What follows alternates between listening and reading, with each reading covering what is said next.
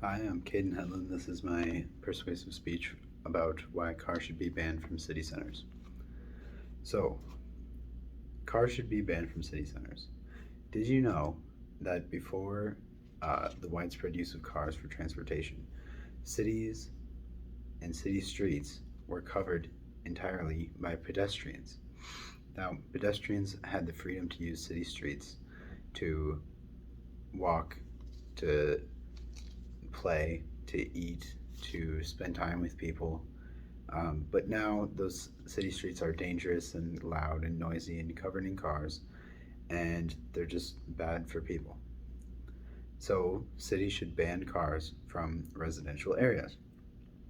Now in America, we have a huge culture of cars because of the large size of our country, but there are places where cars don't belong. For example, cars might be very useful outside in the country, but inside of cities, cars only cause problems.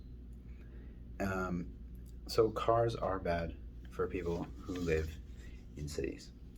Um, a majority of public spaces belong to cars, and people themselves cannot go on the roads. It's illegal.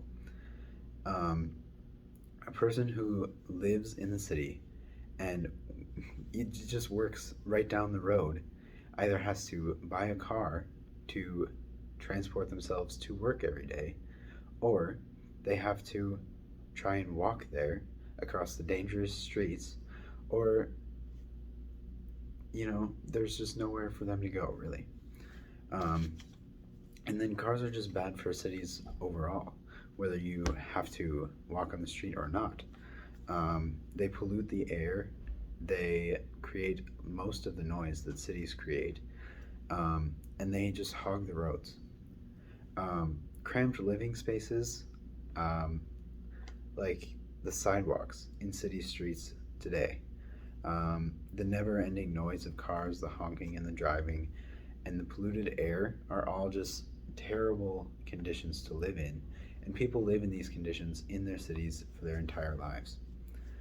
And this is why cars are just a terrible idea for residential areas in cities where people need to live. And the reason that cars are so prevalent in cities is because automakers wanted to make more money. They wanted to change the way that people thought. See, when cars first came out, um, automakers were having a hard time selling them to the public because they were seen as dangerous because there were no rules for them yet. So what they did is they convinced people that the streets are not for pedestrians, the streets are for cars. And if you're a pedestrian, you don't belong on the street. You belong on the sidewalk, and the cars belong on the street. And this was a brand new thing. Um, and it doesn't hold up. Um, just it was remade by car companies to sell more cars, and it's not what streets were made for in the first place. Now, some people may say, you know, people in cities, they need cars because how are they going to leave the city? Or what if they need to get somewhere and there's no subway to get there or buses to get there? Um, that's just, that's a false dichotomy because subways and buses can be used if you just plan ahead of time. Plan out what subways, what buses you need to use.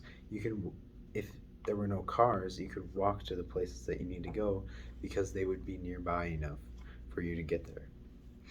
Um, so, in summary, the alternative to a car-filled city, just imagine it. The streets would be free and open for people to play and eat and do business and just enjoy being outside. And there are cities in Europe that are doing this now. Cities like Barcelona have been pioneering this concept of city centers with no cars, and they're seeing great successes there.